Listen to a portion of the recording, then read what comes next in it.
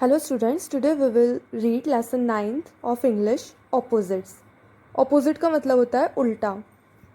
तो the word which has a complete contrary meaning to the given word is called its opposite. किसी भी word का बिल्कुल जो उल्टा अर्थ देते हैं, उल्टा meaning देते हैं, तो उसको हम बोलते हैं उस word का opposite. अभी हम देखते हैं कि अलग अलग words हैं, उनके opposite कौन कौन से होते हैं.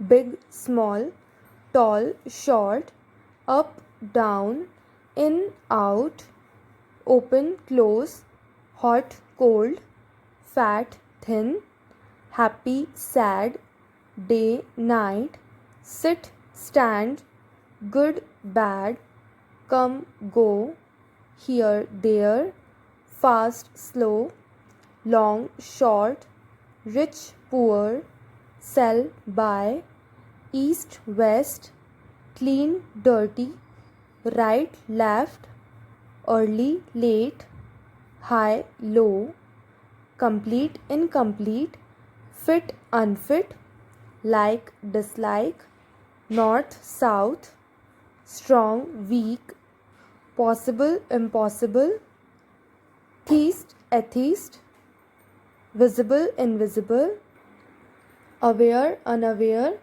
seen, unseen, appear, disappear, direct, indirect, valid, invalid, advantage, disadvantage, correct, incorrect, please, displease, honest, dishonest, encourage, discourage, foolish, wise, interesting, uninteresting, forward, backward, stupid, intelligent, gloomy, jolly, unite, divide, aim, aimless, ordinary, special, common, uncommon, internal, external, inward, outward, clear, unclear, respect, disrespect, arrival, departure, import, export, increase, decrease, destroy, establish,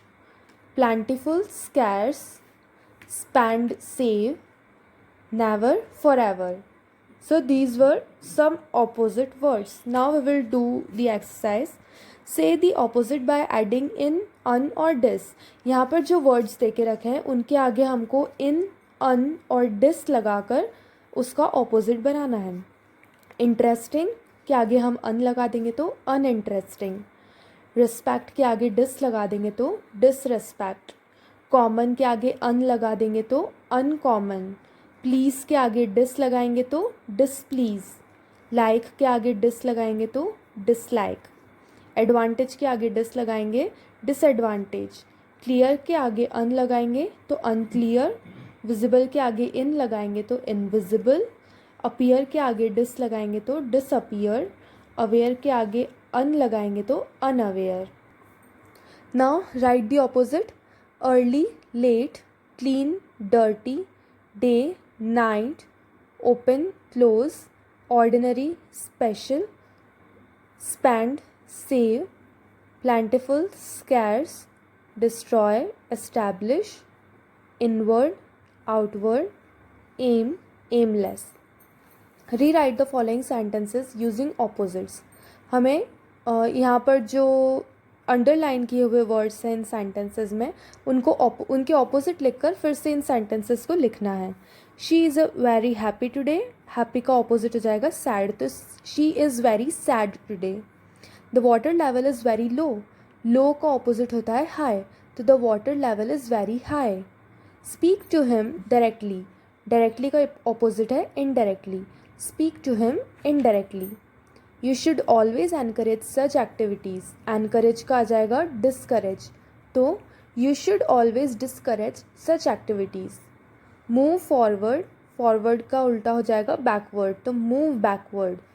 the resources are plentiful. Plentiful का opposite है scars.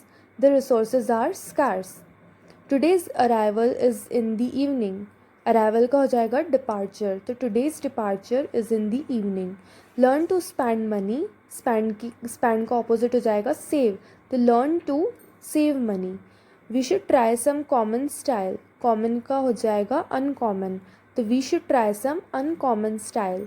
This is a valid act.